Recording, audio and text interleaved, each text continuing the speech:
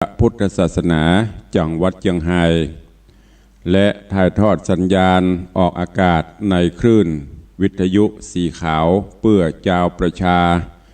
โดยยิงสัญญาณออกอากาศที่ดีเจอ้อยอำเภอโสปราบจังหวัดลำปางสถานีวิทยุวัดห้วยตองซักอำเภอจอมตองสถานีวิทยุเวียงป่าเป้าเรดิโอสถานีวิทยุแดนดินถิ่นล้านนาอำเภอสันปะตองสถานีวิทยุมนเสียงธรรมอำเภอแม่แจ่มสถานีวิทยุชุมชนคนเมืองลี้อำเภอลี้จังหวัดลำพูนสถานีวิทยุชุมชนคนนาน้อยจังหวัดน่านวิทยุเสียงใสเรดิโออำเภอต้าวังผาจังหวัดน่าน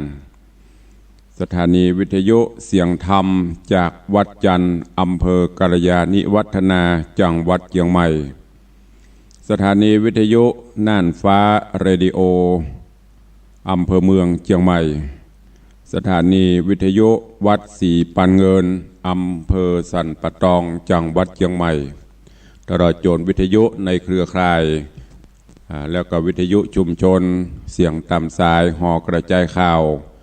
ตามวัดตามวาตามหมู่บ้านอารามต่างๆพร้อมกันนี้เจริญสุขเจริญปอนญาติโยมติดตามรับฟังต่างเฟซบุ๊กเฟซไลฟ์ต่างเว็บไซต์ต่างๆอยู่ในเวลานี้รายการนี้ดำเนินโดยอาตมภาพพระครูวิสิทธิ์ศรีลาภรณ์เจ้าคณะตำบลป่าแดด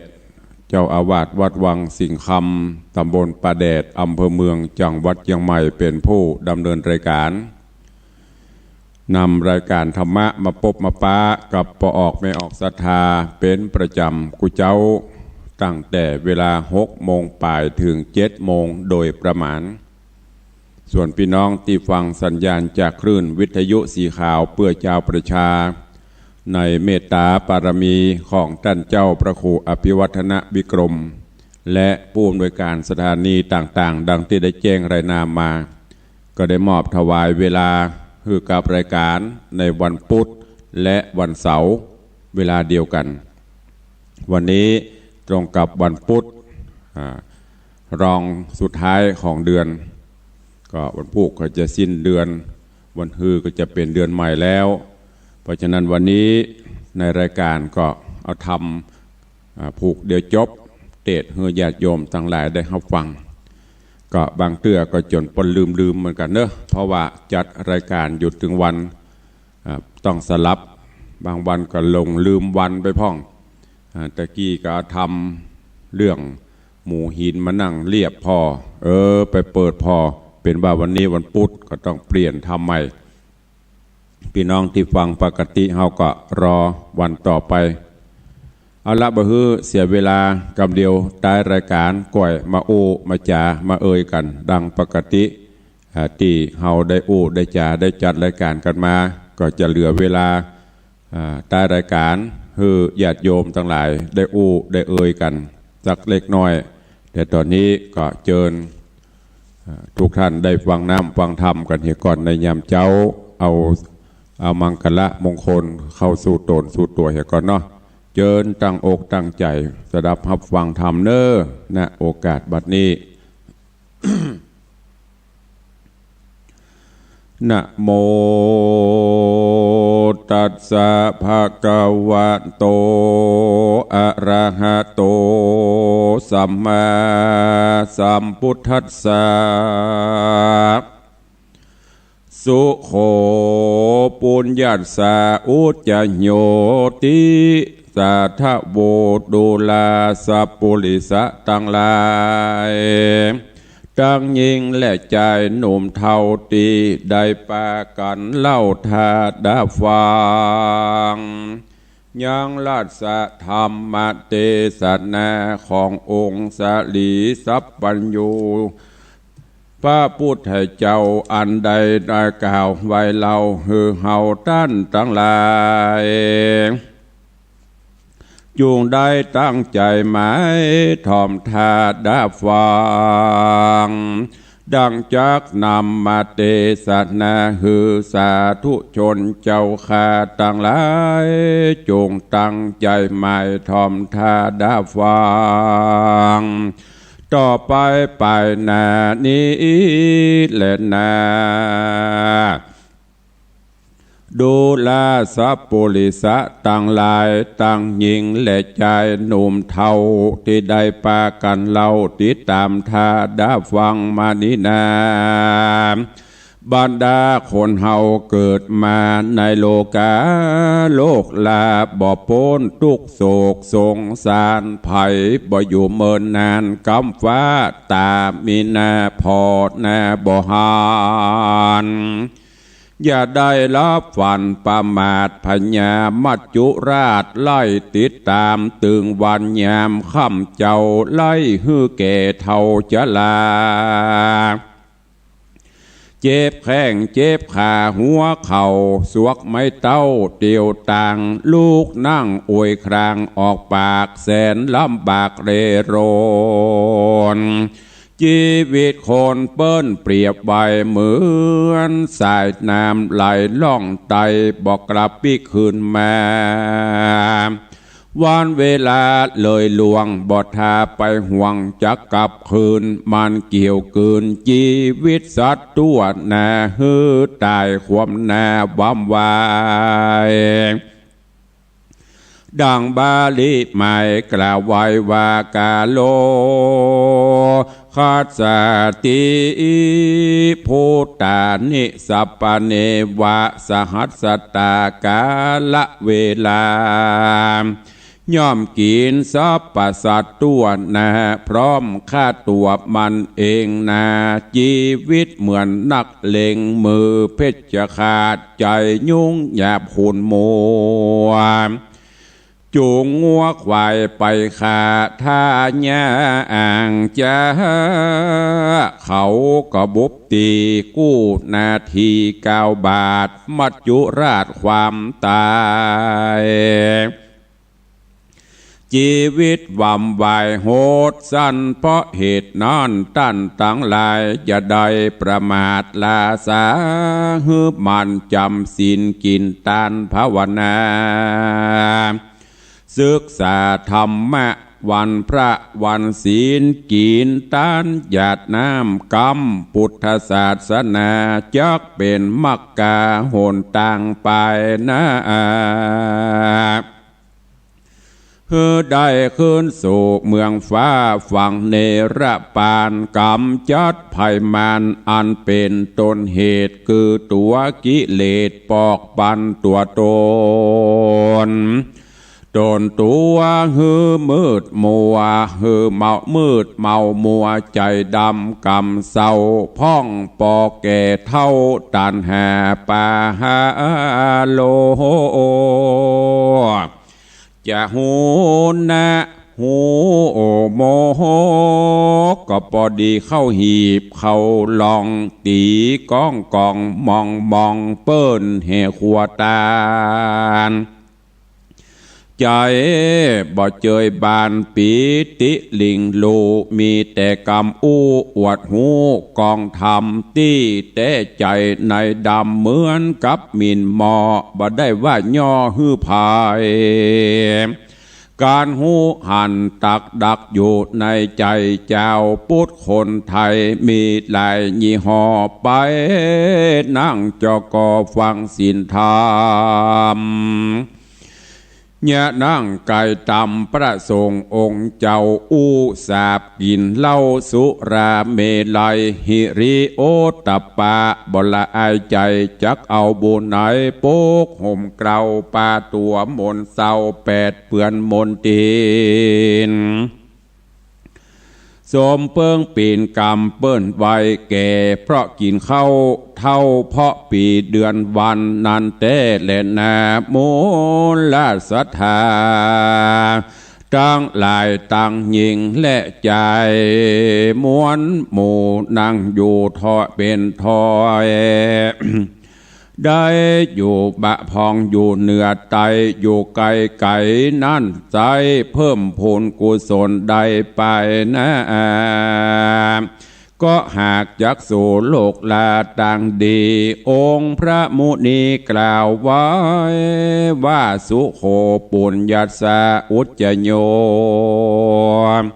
ความสร้างสมบูรณ์ไว้นำมาซึ่งความสุขบ่ทุกข์เดือดร้อนกระทำบาปกรรมสลับซับซ้อนทุกข์หนองห้อนตัวไปทำดีชั่วหายมันบ่หายไปนาติดตามตัวไปจัดนี้จัดนาขออุปมาฮือป่ออุ้ยแม่ป่าญาติโยมป่อออกแม่ออกศรัทธาได้หูได้หาน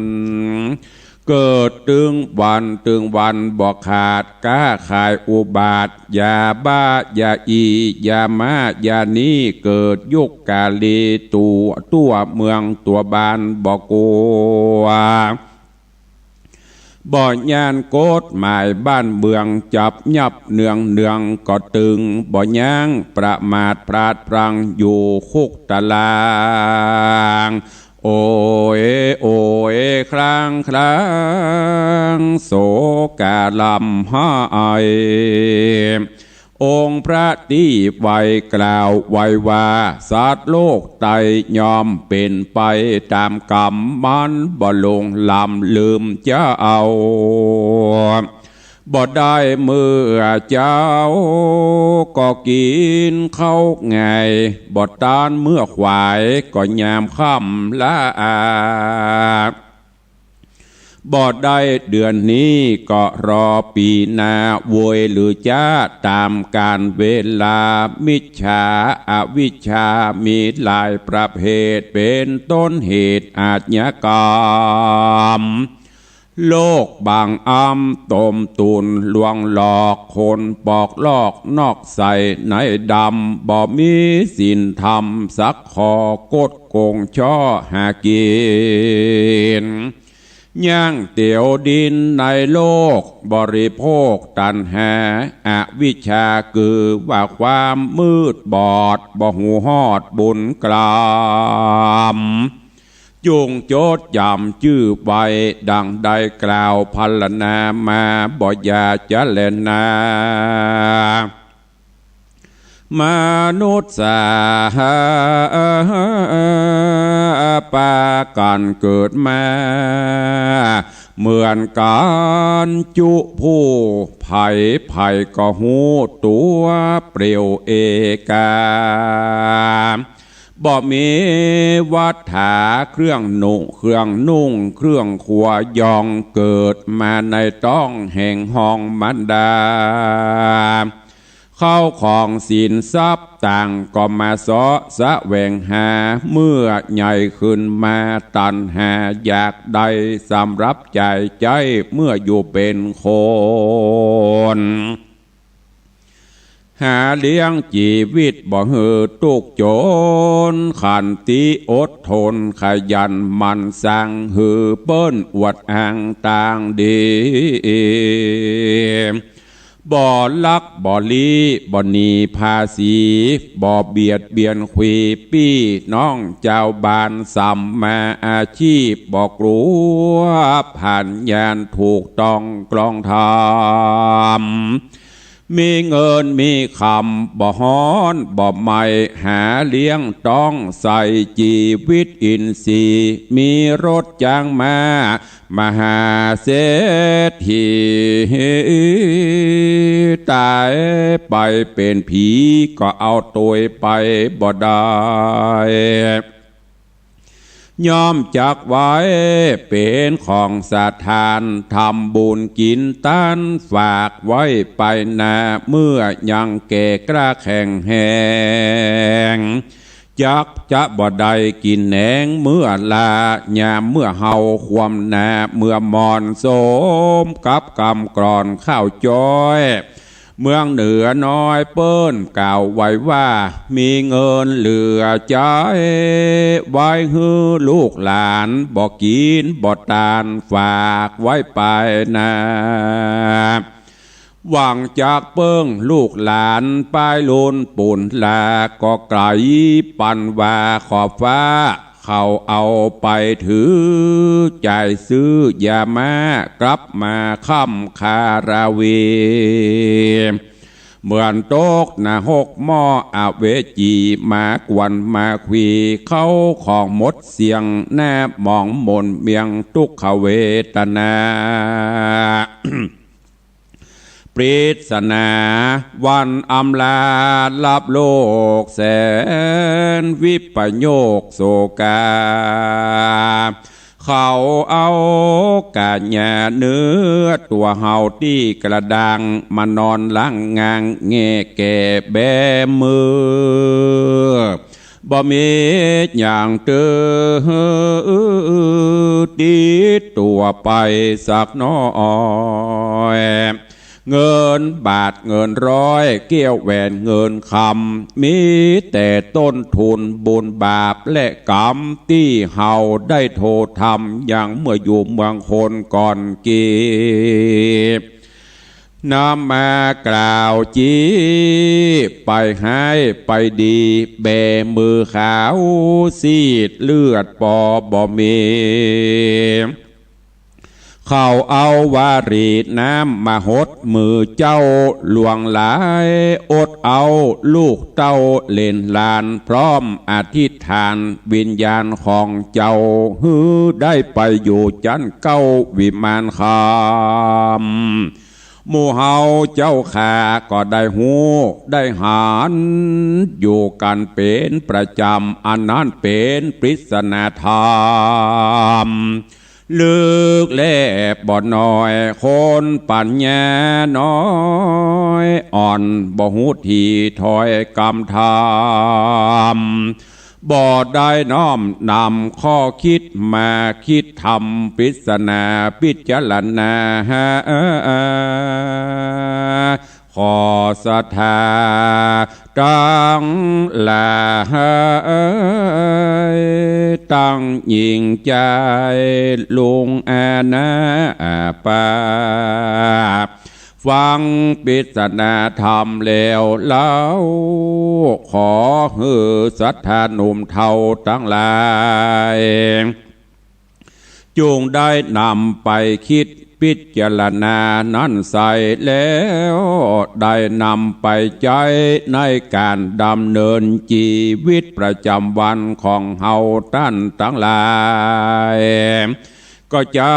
กได้พบถึงความสุขสบายกูคำเจ้าขอฮือด้านทั้งหลายเรามีอายุมันยืนยาว120 ขวบเข้าวาษาเหมือนกันจุผู้จุคนก็มิงหันและนานิธิตังขีญาสังวันนาจะห้องเหตุปริศนาธรรมกรรมเตศก็บังโกมโสมเลสะเดช ญาติโยมสาธุชนทั้งหลายวันนี้ตุลุงได้นำเอาธรรมเทศนาอันเป็นข้อคิดปริศนาธรรมน้อมนำมาเทศนาฮือท่านทั้งหลายได้รับฟังกันในยามเจ้าวันนี้พอควรแก่กาลเวลาบ่สั้นเกินไปบ่ยาวเกินไปฟังหมอกจับใจความหมอกได้เก็บปอยาวลำไปก็เก็บบะตันเก็บบะเสียงน้อยลำไปกับดีหมอกปอวันนี้สารธรรมต่างๆญาติโยมทั้งหลายที่ได้นำมาเทศชีวิตของคนเฮาบนห้องว่ามันเปรียบเสมือนสายน้ำมันไหลล่องไปมันไหลไปมันบ่สามารถที่จะพลิกย้อนคืนมาชีวิตคนเฮาก็เหมือนกันหมดเสี่ยงไปถึงวันจากวินาทีเป็นนาทีเป็นชั่วโมงเป็นวันเป็นเดือนเป็นปีมันก็เสี่ยงไปถึงวัน บ่สามารถที่จะปิกมาได้อย่างเปิ้นได้กล่าวไว้เป็นบทกลอนว่าสิ่งที่ได้มาฟรีๆโดยบ่ต้องเสาะแสวงหาก็คือการเวลาเขาได้ฟรีเหมือนกันหมดคนทุกข์ก็24คนรวยก็24ตุเจ้าก็24เจ้าฟ้ามหากษัตริย์ก็24มีพระได้นักได้น้อยกว่ากันแต่สิ่งที่เขาจะต้องเสาะแสวงหาคือกุศลคุณงามความดีเกิดมามีสภาพเหมือนเดียวกันหมดไม่แตกต่างกันเศรษฐีก็มาตัวเป่าตุเจ้าก็มาตัวเป่าญาติโยมศรัทธาก็มาตัวเป่าเจ้าฟ้ามหากษัตริย์ก็มาตัวเป่าบ่มีไผ่ที่จะขับรถเบนซ์บ่มีไผ่กำสนดที่ดินออกมาแต่ตัวล่อนจ้อนชุดราตรีเหมือนกันหมดแต่เฮามาเสาะแสวงหาเมื่อมีชีวิตเมื่อเกิดใหญ่ขึ้นมาเติบใหญ่ขึ้นมาแต่จะไปฮื้อมิจฉาทิฐิความมืดบอดอย่างต่างๆเข้าครอบงำจนบ่ฮู้เรื่องฮู้ราวโลภโมโทสันนักลำไปลับตาคิดถึงว่าวันที่เฮาออกจากท้องแม่มามีสภาพเหมือนใดไผ่กำกุญแจรถเบนซ์ออกมาพ่องไผ่กำโฉนดที่ดินออกมาพ่องไผ่กำหนังสือสัญญาออกมาพ่องมีก็ไม่มีเลยมาเหมือนเดียวกันเฮามาเสาะแสวงหาบอลลูนพอแสวงหาเต็มที่แล้วจะปิกสภาพเดียวกันหมด อันที่มันแต่งมันย่องภาษา4 ชั้น 5 ชั้นแปลงใหญ่แปลงน้อยนั่นมันแล้วแต่ที่ฐานะแต่หนทางที่จะไปจุดหมายปลายทางที่จะไปทุกคนหวังที่เดียวกันก็คือสวงสวรรค์นิพพานห้องมหาเนรปานแต่ว่าจะไปถึงจุดหมายปลายทางหรือไม่ นั่นอยู่ที่เมื่อเฮาควรขวายหาเมื่อมีชีวิตอยู่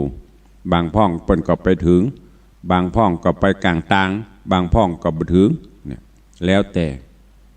เพราะฉะนั้นญาติโยมทั้งหลายเกิดมาแล้ว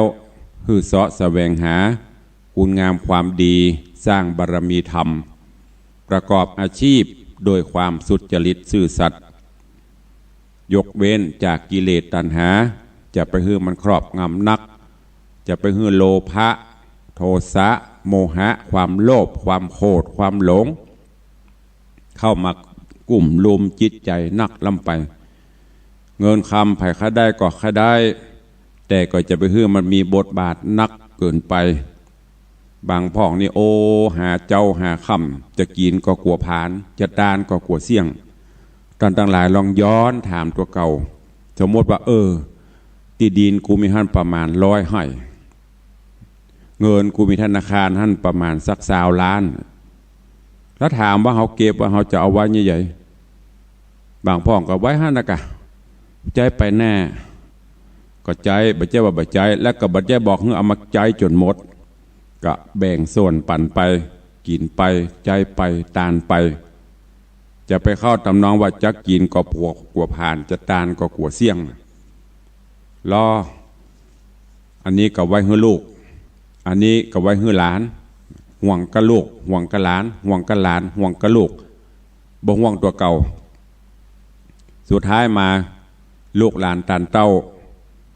ขายโจดหมดเหมือนประเดี๋ยวเนี่ยเฮาก็หูนะก็หานกันนะอีป้อยแม่ก็หูก็หานนะว่าสถานการณ์เปรียบเทียบตุลุงก็เคยเอามาบอกฮื้อครูบาอาจารย์ก็เคยเอามาเล่ามาเทศน์ให้ฟังว่าความกตัญญูกตเวทีตาธรรมมันเป็นคนละสมัยยิ่งปัจจุบันนี้โลกการสื่อสารมันเจริญลูกหลานตันเต้าจะหูบุญหูกุลนี้ลดลงสถิติลดลงหวบหับความที่จะอยู่ดูแลเฮาที่เฮาฝากฝังไว้ยามกูเท่าแก่มาทรัพย์สิ่งสลิงคานที่กูหิหามากูก็คงจะสุขสบายอย่าหวังนักจะมีเงินล้นฟ้ากระจ้างบางพ่อมีเงินหมูกี่ล้านบุนะแทนที่จะไปยาตนยาตัวที่หงยาดีๆโล่นเข้าหงยาไม่ใช่ว่าหงยาเปิ้นบดีนะดีเหมือนกันคู่หง แต่ว่าการบริการหรือว่าการรวดเร็วมันจะแตกต่างกันไปเหมือนโคนเขานะกะหงยาที่มันจะดีน้อยกับแปลงน้อยโอ้บ่ไปอะเสียดายสตางค์เตี้ยเอาไปเสี่ยงเอาไปหงยาเสี่ยงไปแต่เสี่ยงแต่ใดลูกจะไปได้จุหลานจะไปได้จุแต่มันเสี่ยง3-4 แสนเนาะเสี่ยง2-3 หมื่นตะยังแควนอีกก็จะเอาไว้ยังอ่ะเอาไว้ให้แก้วมาโลนให้แก้วมาแซมอีอันเนี้ยหันมาเปลอะวัดที่ไหนมีเหมือนกันหมดถามตัวเก่าว่าเหือไหลใครย้อยถึงวันเอาไว้ยังอ่ะเพราะว่าเอาไว้ยาตัวเก่าเหยียบใช่กะเอาไว้กินไว้ตานไว้ใจยำแก่ยำเท่าแต่บางพ่องก็บ่กินบ่ตาน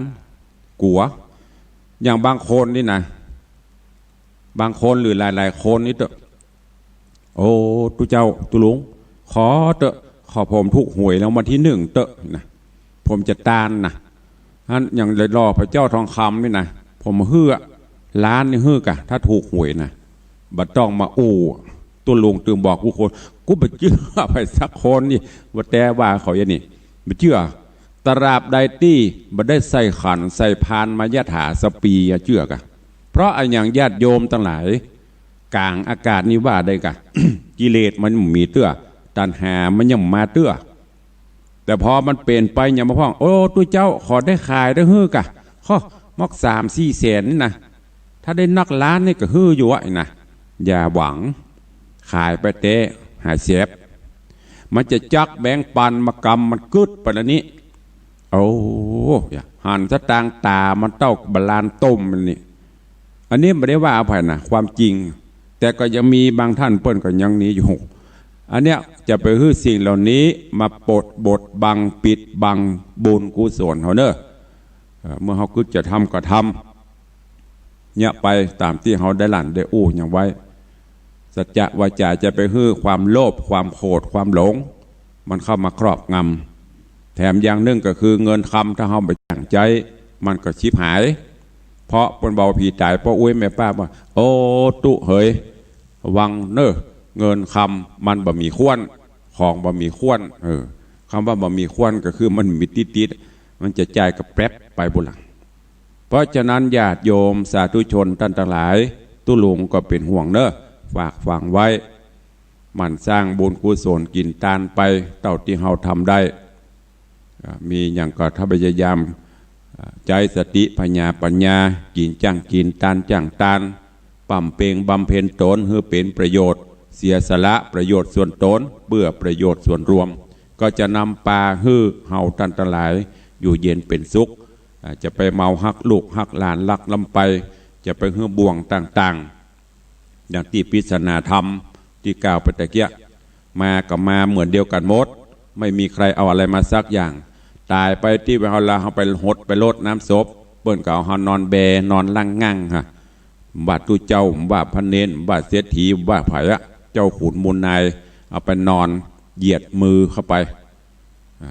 มือกำมันก็ได้หรอกก็ต้องเป็นแบมือนั่นคือบอกสู่ทั้งหลายพอเนอกูบ่ได้เอาโฉนดไปกูบ่ได้เอาอันตีดินไปเบากระเจรถเบนเบาอย่างไปสักอย่างเนอไปตัวเป่ามาล่อนจ้อนกับไปล่อนจ้อนพอปกผ้าปกครัวกับเป็น3-4 กระสอบไปแผ่โจ่งใส่ไฟมดได้นุ่งหุบ่ได้นุ่งกับหุ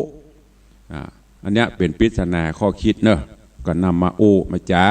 มาเล่าให้ญาติโยมทั้งหลายได้ฟังกันในยามเจ้าวันนี้ก็หวังว่าคงจะเป็นประโยชนะกับทุกท่าน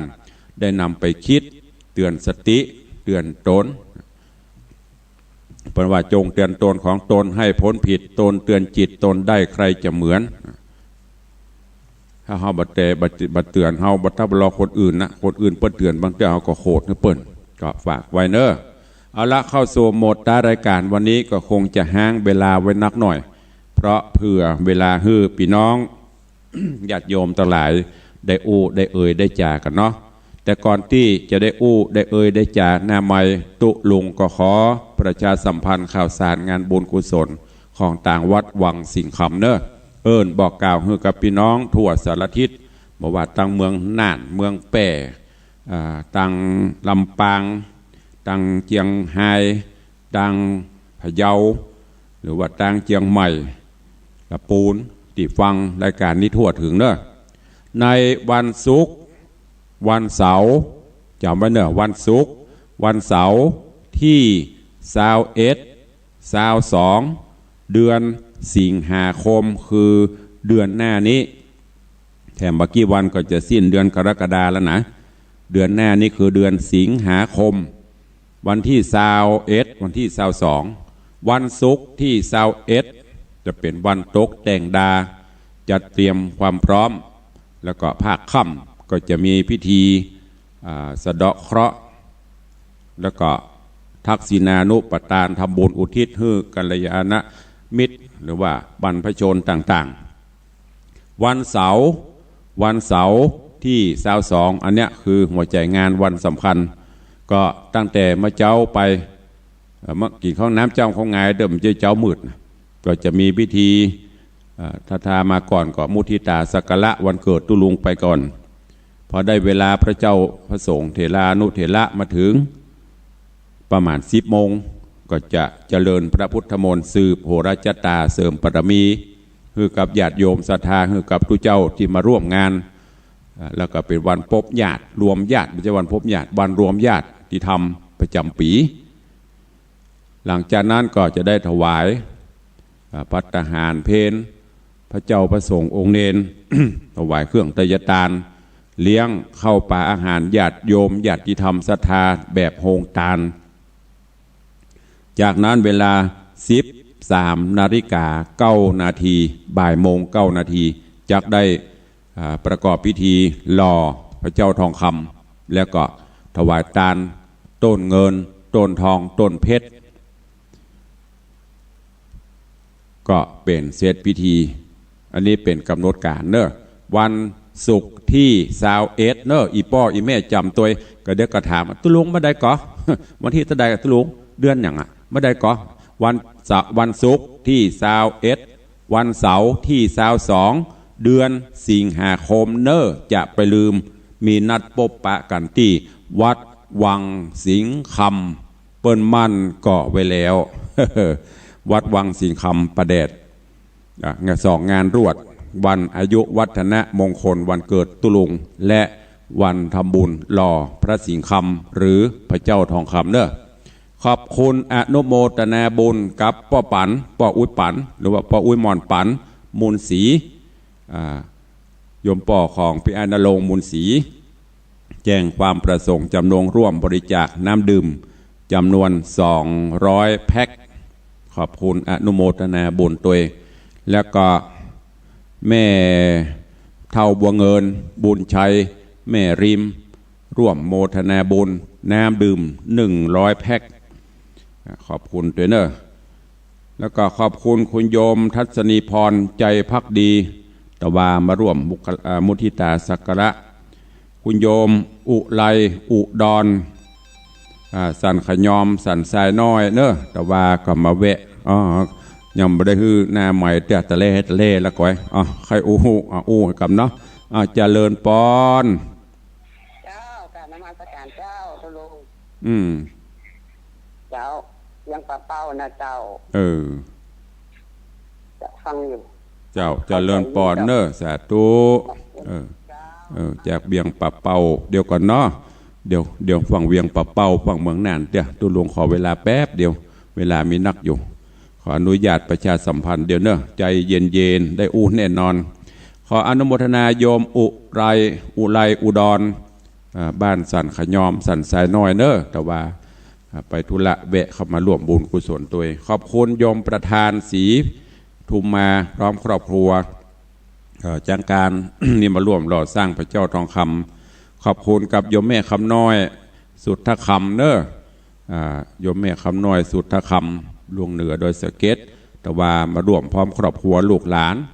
เอาบะลำไยมามอบถวาย1 กล่องใหญ่ประมาณ20 กิโลขอบคุณตัวเองนอกจากนั้นก็มีโยมสศิธรผู้พุกคุณโยมสำริดสุทธคำโยมขจรศักดิ์ผู้พุก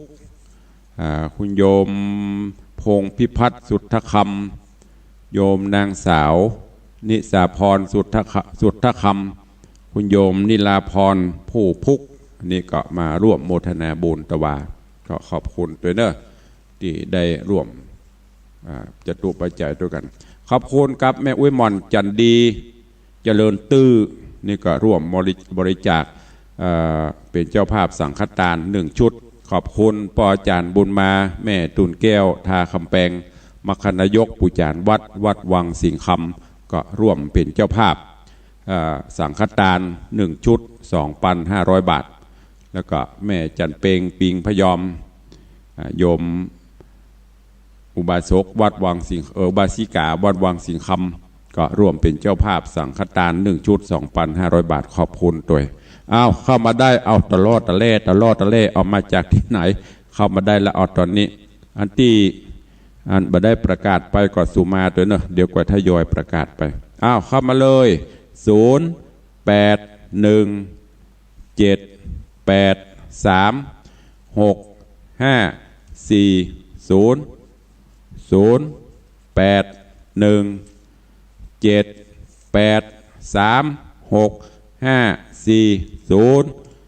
ข้ามาเลยใครจะอู้จะเอ่ยตัวลุงขอบคุณกับแม่มุกแก้วอ้ายเนอะสันปะตองรวมโมทนาโดนบุญตัวขอบคุณโยมแม่สุนีกองบุญน้อมถวายเป็นเจ้าภาพต้นเงิน1 ต้น 1,000 บาทสมทบทุนสร้างพระเจ้าทองคำ500 บาทรวมเป็น1,500อุทิศกุศลให้ปอดหากองบุญขอขอบคุณอนุโมทนาบุญตัวเจริญปอนไอเบลว่าจะได้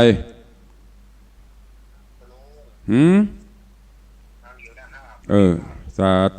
ธุเนอะเจริญปอนขอบคุณเนอะสาธุสายต่อไปใครจะอู้โตยสายแรกมาจากเจียงไฮ้สายที่2น้องเบียวสายที่3จะจากอันใครเอ่ยตั้งน่านฟังอยู่ก่อวันเสาร์ที่แล้วก็ดักปิ้งน่านใหม่ๆนี่มาแรงแต่ตอนนี้ตกรอบแล้วตั้งสันปะตองจอมตองตั้งฮอดโดยเต่ากัลยาณิวัฒนาฟังอยู่ก็กระริ่งเข้ามาเด้อใครจะมาห่วมแอวงานพ่องวั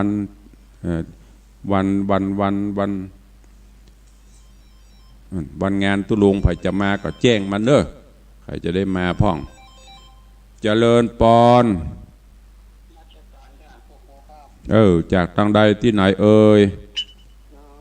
วันจันทร์ที่ชุกตำบลในทีดีเวียงปะเป้าครับสันติสุขเวียงปะเป้าเนาะครับเจริญปอนเด้อมีอย่างก็จะว่าอย่างก็แต่ฟังก็เข้าใจดีเรื่องคนตอกหลอกเรื่องคนเกิดมาต้องพิจารณาทุกวันว่าเราจะเกิด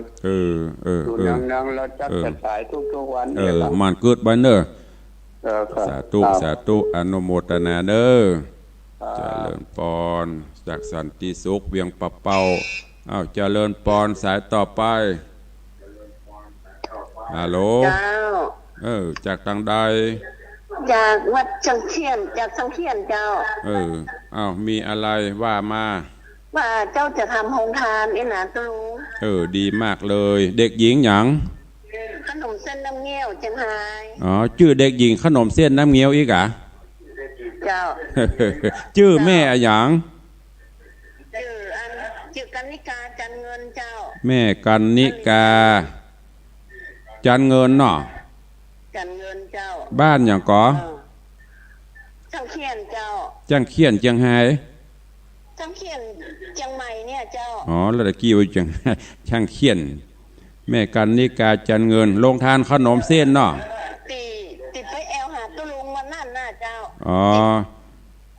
วันนั้นผมมาไปตัวยหน้าไปเชียงไฮ้ได้อนุโมทนาโฮงตาลขนมเส้นเนาะขนมเส้นแล้วก็แกงเขียวหวานเจ้าสาธุอนุโมทนาขอบคุณเปเลอะเดี๋ยวจัดให้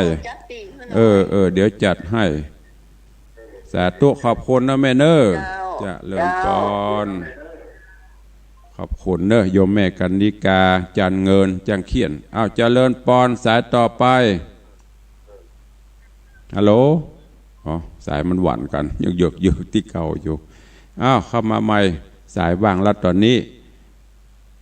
0817836540มานเจ้านี้ได้โหงตาล1โหงขอบคุณเนอะโยมแม่กันนิกาจันเงินบันจังเขียนตำบลจางเผือกจังเขียนเชียงใหม่เขาเนี่ยเปิดมาห่วมบนจะเอาโหงตาลขนมเส้นแกงเขียวหวานมาตัวเจริญปอนเจ้าตัวหลวงว่าวันนี้เมืองนี้นะเจ้าบ้านวังดินเจ้าว่าจะได้รับฟังอยู่เป็นประจำแต่บ่ได้มางานเนาะเสร็จมันแน่เจ้าอันบันแน่นี่20%ถ้าไปกับตัวลงไปแน่นอนเต็ม100อันก้อยกันนอเห็นน่ะมันก็ข่าวลำไยเนาะย่างเหี่ยวันกะย่างเหี่ยวันมาเอาบุญเจ้ามันตึมบ่ปอโลยยังได้แต่ที่จะไปสวยกันนี่แกถ้าบ้านก็เอาเปลือกบะลำไยน่ะนั่งในเปลือกบะลำไยแล้วก็เอาเหล็กลวดหัดยิงมามาตกวางสี่คำเป็นโบ๊ะขอบคุณนะแม่เนอะจะเริ่มปอนสาธุวัดวังสิ่งคำกันนี้สาธุจากบ้านวังดินอำเภอละปูนก็อย่างบ้านเนาะหน้าการหน้างานได้มาก็ดีบ่ได้มาก็เป็นอย่างเด้อตุลุงอูดแต่ผ่องเล่นผ่องจันน่ะแต่ส่วนมากตึงมา เพราะปีหนึ่งมีครั้งเดียวได้มากินข้าวน้ำจำข้าวตอนมาอู้มากันม้วนข้อเตบุตรเทวดาก็เปลี่ยนใจท้องฟ้าเปล่งลึงใครจะอุดโดยเข้ามา0817836540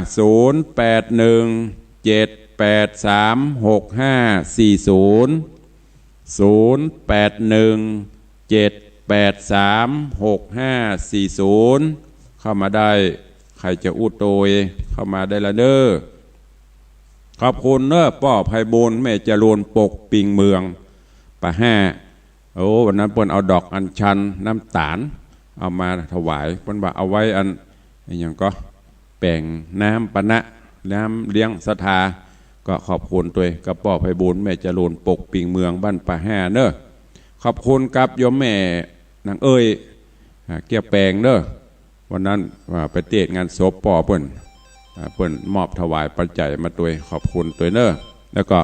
โยมแม่อย่างก็แม่สปันตันดีกูลอันนี้ก็จะเอาน้ำดื่มมาตัวเจริญปอนเจ้าว่าจะได้เจ้าวันนั้นจะปลาเจ้าหมูไก่เนอะเจ้าเจ้าหมูคนเดียวกับเจ้าหมูหลายคนเจ้าหมูหลายคนเลยจ้ะอันนี้เด็กหญิงหยังแม่จะรู้นะเจ้าบ้านหยังก็ป่า5นะป่าห้าที่อันเนี้ยกะมาเตอะละแปลงต้นใหญ่ๆมาตัวเนอะวันนั้นไปเอาซองมา4-5 ซองแล้วเอาตะอัก4-5 ซองมันไปยะซองน้อยแต่มันหนักหน่อยเจ้าสาธุอนุโมทนานะแม่เนอะจะเลินปอนเนอะขอบคุณโยมแม่จรูนปกปิงเมืองวันนั้นเปิ้นมาก็ลวดเปิ้นจะเอาญาติโยมญาติธรรมมาตัวอนุโมทนาเนอะจะเลินปอนเจ้ากับพระเจ้าจากไหนว่าจะได้จากเจสอนเจ้าแม่คำนวณเจสอนเจ้าว่าจะได้เจสอนจะได้เนาะจะได้ใกล้จะได้ไปได้นี่เจ้าโมเจ้าไม่ได้มาก็ไม่เป็นไรแล้วแต่บุญบารมีเจ้าอนุโมทนาด้วยเนาะเจ้าเนาะสาธุอนุโมทนาเนอะพี่น้องลำปางนะบ่ได้มาเจ้ามันไกลเจ้าเป็นยังเนาะได้มาก็มาบ่ได้มาก็บ่เป็นยังแล้วแต่อย่างที่ตุลุงบอกไปแต่แกอย่างที่เตะเนี่ยฟังแต่แกมันแล้วแต่หน้าบุญของไผ่ของมันถ้าเขาจะมาก็มาได้ประเด็นนี้มันง่ายอย่างบอกนั่นน่ะจวนกันรวมกลุ่มมันต้องไปง้อลูกง้อหลานนักเขาตึมว่างกุ้ยแก้วเขาไปวังสีคำเนาะวันที่22วันเกิดตุลุงเดี๋ยวไปบอก เนี่ยมาเฮาไปตัวกันเนาะไปวัดอู้กันกะจวนกัน10คนลูกลำปางมันนี่ยังเก่งกับคน150ประมาณนั้นน่ะบ่เกิน200 10คนก็2ปันเหมารถปันป่ายแล้วก็รถมาเพียจอดลงที่คาไดวัดไปปล่อยมันไปไม่ไปจอดแต่ก็เรื่องของมันเบิร์ดมึงมาห้าวกูแน่วิหารนี่เนอะบ่เนี่ยถึงเวลากินข้าวน้ำเจ้าเขามาห้าวกับปีกบ้านลงรถลงคาไดบ้างจ่ายตังค์จบพี่นายกระจ้างพี่น้องทั้งหลายญาติโยมถ้าอีกไปเนี่ยเรียนนะไปวัดพยายามรวมกลุ่มเดี๋ยวพระเตมีชมรมผู้สูงอายุชมรมญาติธรรมพยายามเกาะกลุ่มกันให้มาท่าอีแก้วไปส่งแม่เมื่อไปวางสิ่งคำกันได้พอทอจัดแน่ผมมันจะมาไม่ได้ปล่อยแล้วจำไว้เนอะไปวัดรวมกลุ่มพยายามจับกลุ่มกันก็น่าข้อม่วนข้าเอวนะก็ได้เงินเดือนออกเดือน6 ปันก็หรอพออันเดือนผู้สูงอายุเจริญปอนอนุโมทนาบุญด้วยนะตลุงเนอะเปลี่ยนเป็นสตางค์ได้กว่าอนุโมทนาบุญเนี่ยขอบคุณหลายครับมันเป็นขัดนะฮะตลุงที่ไหนผมอยู่ดอยหล่อครับดอยหล่อต้องแจ้งพระครูวัดปากตังเจริญบุเด้อนะเป็นผู้ควบคุมเป็นที่เน็ตนะครับเป็นที่เน็ตของท่านพระครูนั่นแหละของท่านนั่นแหละครับมาถ่ายไว้ไปตอนนะครับก็เขาเปิ้นดีหมดมีแค่ของอ้ายคนเดียวมาให้ดอยโมกขลานเกิดไว้กะมาถึงโมกขลานครับกัดเนี่ยนี่ไปได้กัดจังอันดอยน้อยจำดอยน้อยได้เกิดไว้กะก็มีส่วนครับกับบ้านกับพระครูอภิวัตรป้นมือข้ามไปบุหูขอบคุณนั่งดักเด้อครับผมขอบคุณครับผมดูท่านเจ้าพระครูอภิวัฒนวิกรมฟังเนอพี่น้องตั้งจำตองตั้งดอยรอจมเนอเสียงมันขาดหายบอกไปตัวตั้งพูนเมียงไผ่ตั้งดอยรอจำตองเนี่ยสถานีอย่างพ่อของพี่พูนห้วยตองซักจำตองเนอปรับปรุงด้วย 98.75 โยมแจ้งมาว่าสัญญาณมันขาดหายก็ว่าโดนท่านพระครูอภิวัฒนวิกรมบ่ฮือฟังบ่หูเอาขัดใจเด้อสายเข้ามาเด้อเหลือเวลาแถม4 นาทีจะหมดเวลาวันนี้ตุลุงเหลือเวลาไว้นักหน่อยเพื่อพี่น้องตังน่านพี่น้องตังเวียงป่าเป้าพี่น้องเชียงใหม่พี่น้องลำปูนลำปางทุกที่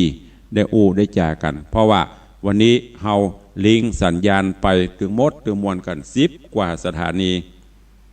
ตั้งแต่ลำปางตั้งแต่ลีน่านมาถึงตั้งเชียงใหม่ก็มีตั้งแต่จอมตองอมก๋อยมาจากกัลยาณิวัฒนาแม่แจ่มรถไปตั้งลำปางเชียงไฮ้พุ่นน่ะใครฟังอยู่ที่ไหนแจ้งผลการรับฟังเข้ามาได้เด้อวันพุธกับวันเสาร์นี่ละได้หมดแต่ว่าวันศีลแล้วก็วันเฉลิมพระชนมพรรษากิจกรรมก็มีทำบุญตักบาตรที่วัดก็เลยเอาแห้งตะวานี่วันนี้เป็นสดก็ได้ได้จ้ากันกระม่วนเนาะยามเจ้าลุงอรุณวันใหม่ตุลุงจะเอะเนออีปล่อยแม่ที่ฟังใหม่ๆบางครั้งข้อตุเจ้านี่อย่างสวกไม่ได้สวกเนอะคือมันเป็นเยอะแต่ผ่องเล่นผ่องก็เพื่อที่มีจุดประสงค์จะฮือญาติธรรมได้กันนัวไข่หัวกันม่วนมีอันใดก็มาแต่ว่าปัญหาบัถ้าถามเข้ามาเนอะตุลุงไม่รับตอบปัญหาที่บังคับตอบเพราะอันอย่างกลัวมันพลาดเฮาบ่ได้แชมป์มันต้องถ้าตอบนี่มันต้องฮับแล้วก็ไปโค้นมาถ้ามันบัดเต็มบาดตอบไปเรื่อยก็บ่ได้มันออกอากาศอีปล่อยแม่บางอย่างก็อย่าไปเป็นเกวัตตพราหมณ์นี่เป็นคนขี้สงสัยบ่ต้องไปสงสัยอย่างนักนอกจากว่ามันตันเลยแหงก็ถาม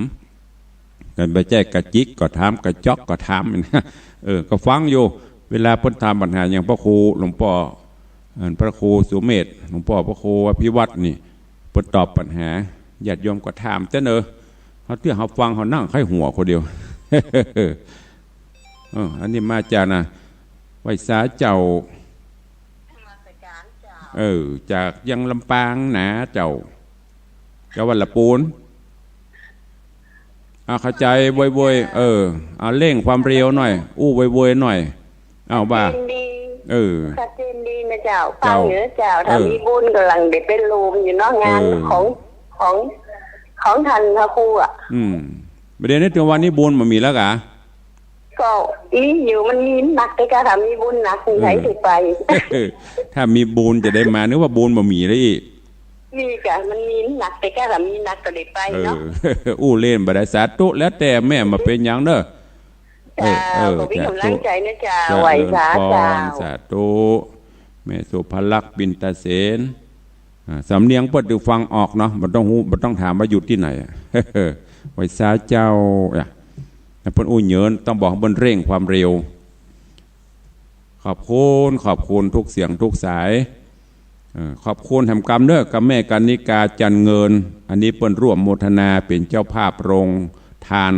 ขนมเส้นแกงเขียวหวานอีแม่บอกจัดโต๊ะไม่ต้องห่วงไม่มีปัญหาเดี๋ยวจัดให้โรงทานนี่จะอยู่ตั้งหน้าวัดเนอะโรงทานจะอยู่ประมาณต้าน้ำเย็นสบายกินข้าวน้ำจำข้าวตอนพอหนักพ่นน้ำเดี๋ยวก็ขี้ค้านทำว่าหนักพ่นน้ำปั๊มหลูมันได้แปลงเตื้อโบนก็ตกน้ำนักบัวลอยเต็มหน้าวัดเดี๋ยวก่อนงานต้องปราบต้องจัดให้เรียบร้อยบรรยากาศม่วนนั่งกินข้าวไปตัวฟังหนักพ่นน้ำพังหั่งลงน้ำปิงโอ้คนใดบ่ได้มานี่โตเนาะเสียใจเนอะคนใดได้มานี่นะบุญกรรมบุญจูอายุยืนหมื่นปีหมื่นปีเนอะปีกไปนี่โรยกันหมดคนที่ประมาณเราตุลุงก็จะอ้านอากาศกับเพื่อนบ่ได้มาก็ไม่เป็นไรส่งใจมาส่งปัจจัยมาอย่าอูดแต่พ่องเล่นพ่องพอมีไผอูดตัวรอดตุลุงก็อูดคนเดียวอันโยมแม่โทรมาเอาเจริญปอนนมัสการไว้สาเจ้า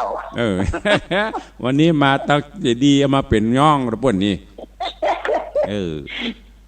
วันนั้นวันที่2ถ้าทุเรียนมีนะก็จะเอาซื้อไปถวายเจนเหมือนเดิม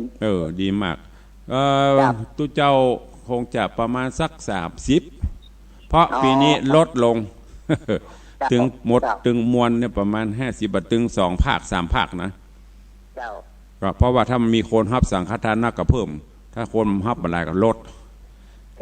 ตามสภาวะวันนั้นเป็นลูกกันจ้ะวันที่ไปถวายวันนั้นกำมัดของกินลำอย่าเพราะว่าของกินลำอยู่ที่คนมักเนี่ยไม่ละจ้ะกิโล140-50ดีละเดี๋ยวถ้าวันได้ใกล้ๆก็ว่ากำเจ้าขอบคุณนะแม่เนอเจ้าตุจะเลิศปอนนมัสการเจ้าขอบคุณโยมแม่จันดีวิสุทธินันท์เป็นจะเอาวันทุเรียนมาถวายเพลตัวเอาแล้วนอกเวลาหมดเวลาเดี๋ยวจะเลยเวลาเปิ่นพอดีวันนี้ก็อู้กันหนัวไข้หัวกันม่วนยำเจ้ากราบขอบพระคุณท่านผู้อำนวยการทุกสถานีเนอะเราโจรอนุโมทนาขอบคุณญาติธรรมทุกเสียงทุกสายทุกท่านทุกคนที่ได้ฟังและได้โทรมาก็ดีก็ขอบุญคุณเกี่ยวเจ้าทั้ง3ปกโหมทุกท่านอยู่ดีมีสุขเนอะความเจ็บความไข้อย่าได้บังเกิดมีขอให้มีสุขภาพพระนามัยสมบูรณ์แข็งแรงเฮงโรยสุขภาพสมบูรณ์เจริญเหมือนกันทุกท่านทุกคนเนอะจัตตาโรธรรมาวัฏันติอายุวันโนสุขังพระ